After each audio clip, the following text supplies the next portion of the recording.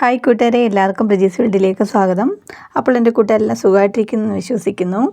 ഇന്ന് നമ്മൾ ചെയ്യുന്നത് പാചകവും കൃഷിയൊന്നുമല്ല. ഇത് നമ്മുടെ വീട്ടിലെ നീലാമിരി എന്ന് പറഞ്ഞിട്ടുള്ള ഒരു തൈയാണ്, ഒരു ചെടിയാണ്. അപ്പോൾ ഇത് നമ്മുടെ എണ്ണ കാച്ചാൻ ഏറ്റവും നല്ലതാണ്.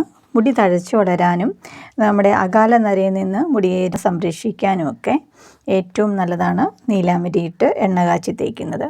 നമ്മൾ മുടി കറുപ്പിക്കാൻ ഇത് വെച്ചിട്ട് എണ്ണ കാച്ചി തേക്കുന്നത് നല്ലതാണ്.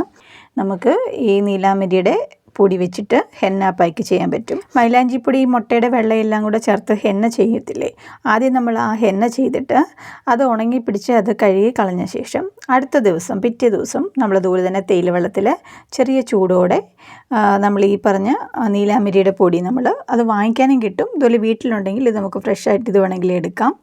അപ്പോൾ ഇതും കൂടി ചേർത്തിട്ട് അത് നമ്മൾ തലയിൽ തേച്ച് കഴിഞ്ഞാൽ നമ്മുടെ നരച്ച മുടിയെല്ലാം പെട്ടെന്ന് തന്നെ കറക്കുന്നതായിരിക്കും.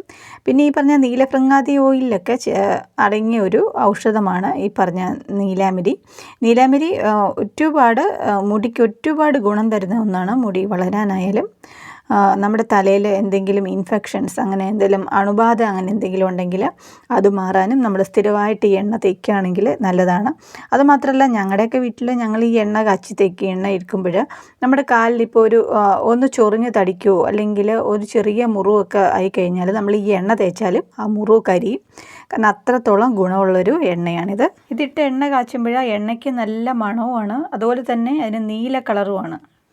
പിന്നെ നമ്മൾ ഡൈ ഒക്കെ നമുക്ക് കെമിക്കലിൽ ചേർന്നതാണ് നമുക്ക് മേടിക്കാൻ കിട്ടുന്നത്.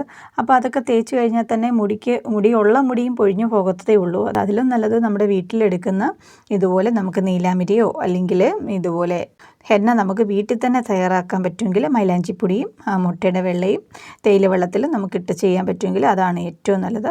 പക്ഷേ ഇത് തേച്ച് കഴിഞ്ഞാൽ നമ്മുടെ നരച്ച പൊടിയൊക്കെ നന്നായിട്ട് കറക്കും കേട്ടോ.